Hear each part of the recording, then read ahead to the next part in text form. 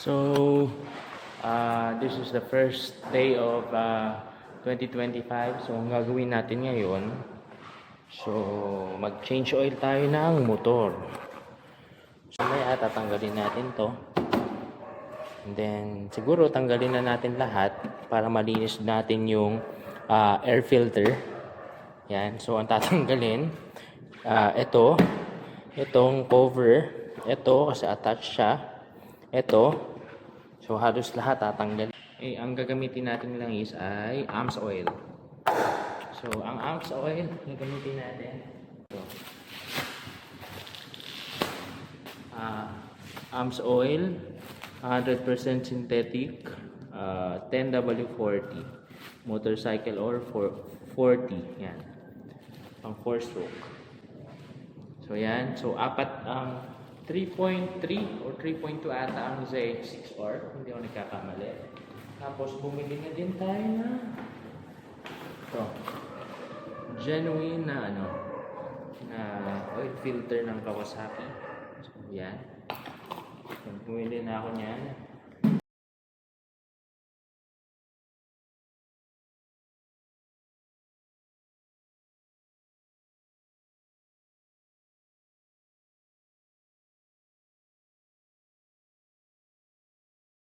So, tatanggalin naman natin yung sa tangke.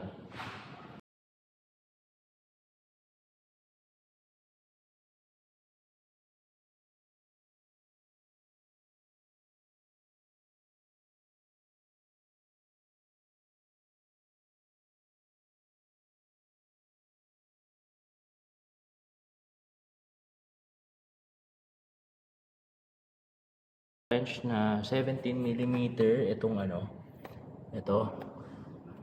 So, yan, then tatanggalin din natin to oil filter.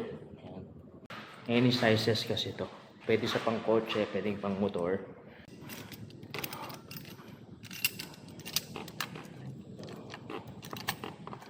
Ayan.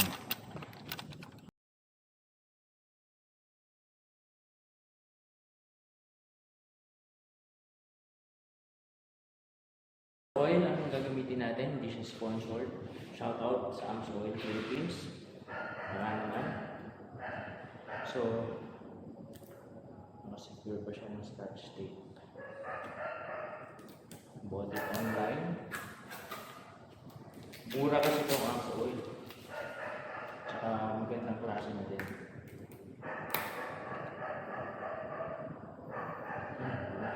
So,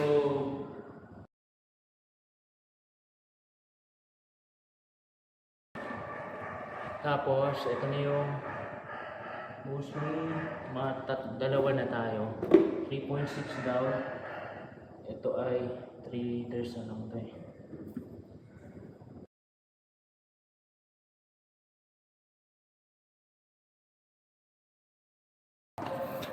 Ito yung level niya. Yan. So, above naman na siya. Pero kasi ito nakaangat siya. Nakaangat. So, double check natin yan. Start muna natin. Ayan. Para umikot yung langis. Ayan. Start natin.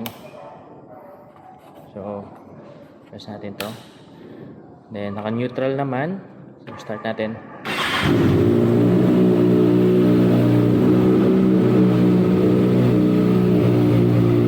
As you can see, nakita mo yung langis bumaba.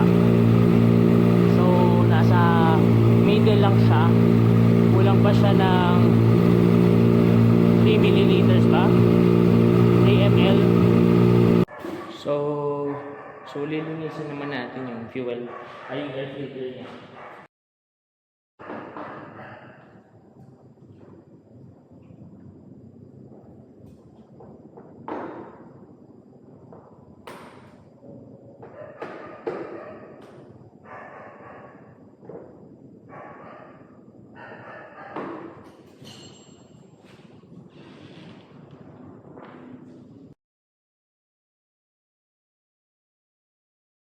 Natin.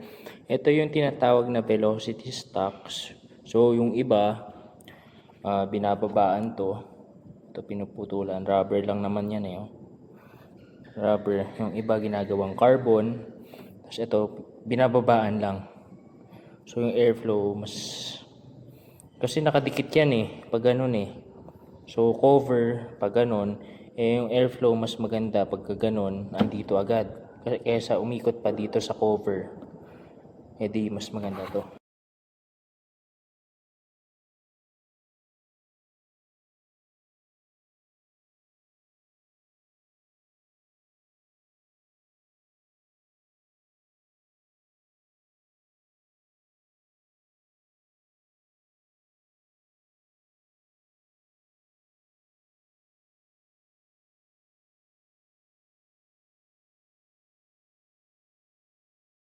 Siya. So, ano na lang, ito. Diyan. So, yun na lang. So, gabi na. So, possible na tomorrow na lang. See you on my next kalikot. Let's go.